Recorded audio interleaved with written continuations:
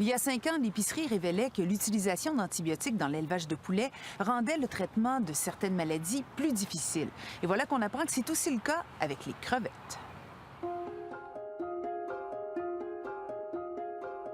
La crevette est le crustacé le plus consommé au monde. Cette demande fait en sorte qu'on en fait l'élevage à grande échelle.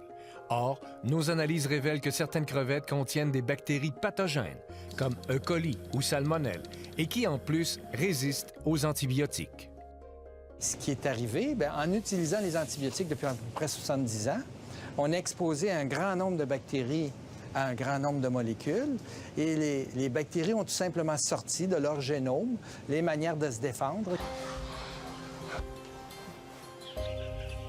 80% des antibiotiques vendus dans le monde sont destinés aux animaux d'élevage. Une pratique répandue consiste à leur en donner à titre préventif dans leur nourriture. C'est sûr qu'on a fait un usage trop intensif des antibiotiques dans le passé. On se ramasse avec une résistance aux antibiotiques qui est présente en médecine vétérinaire et qui est présente en médecine humaine. Puis là, on est à un moment où on doit agir parce qu'il y a des antibiotiques qui sont plus efficaces. Donc, ça menace notre capacité à traiter les infections. Les bactéries résistantes aux antibiotiques sont une réelle menace pour nous. Ça, si on avale un produit, que ce soit une crevette, un morceau de poulet ou un bœuf qui est contaminé avec une bactérie pathogène et qui résiste aux antibiotiques, on risque de ne pas être capable d'être traité. Quand un humain mange une bactérie qui vient, disons, d'une crevette puis qui est pathogène, ça veut dire qu'elle est capable de causer une infection, souvent une infection gastro-intestinale. Si c'est une seule bactérie, le système immunitaire est peut-être capable de l'éclairer, mais si c'est une quantité grande, c'est plus grave. Puis si la personne est obligée de se présenter à l'hôpital, et là, si on doit utiliser un antibiotique puis que la bactérie est résistante puis qu'elle était à la surface de la crevette, bien là... Là, on a un problème. Là, on a un problème, oui. D'où viennent donc les crevettes contaminées?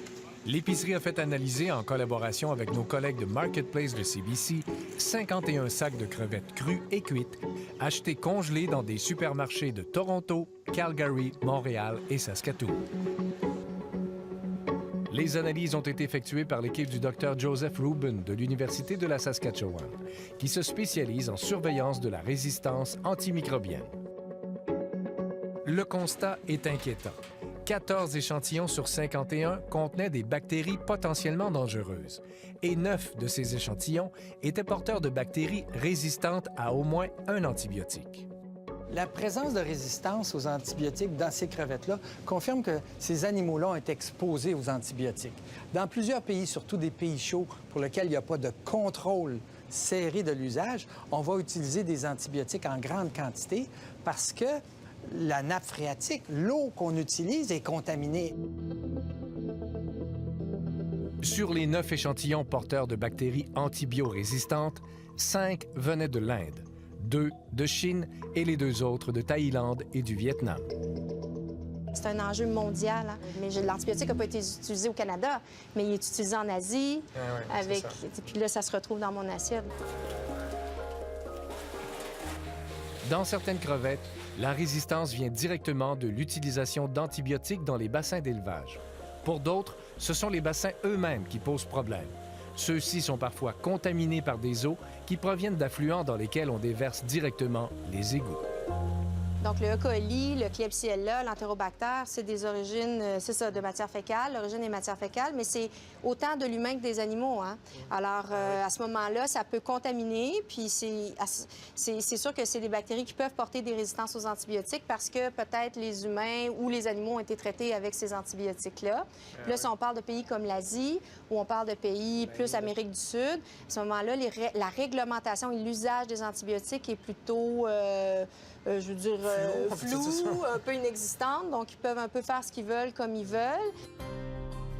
Au Canada, l'usage des antibiotiques est très réglementé. Par exemple, certaines classes d'antibiotiques sont réservées aux humains et interdites en préventif chez les animaux.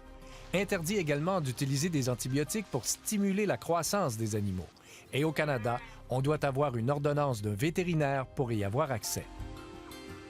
si le pays encadre bien l'usage des antibiotiques, à ce moment-là, les antibiotiques sont utilisés de façon judicieuse et adéquate. Alors que dans d'autres pays, c'est moins réglementé, donc ça peut faire naître de la résistance aux antibiotiques. Avisé de nos résultats, Santé Canada nous indique que la lutte à l'antibiorésistance est une priorité et que le gouvernement songe à inclure les fruits de mer dans le programme de surveillance, ce qu'il ne fait pas actuellement.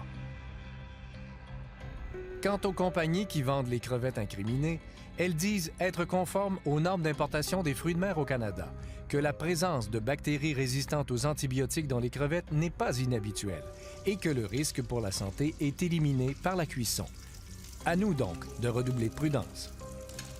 Dans le cas de toutes ces bactéries-là, où est-ce qu'elles se situent? Lorsque je regarde les bactéries E. coli, Klebsiella, Staph aureus, de la salmonelle à la surface des crevettes, elles sont surtout à l'extérieur de la crevette parce qu'elles ont été en contamination avec l'environnement dont on parlait, la salubrité manquante.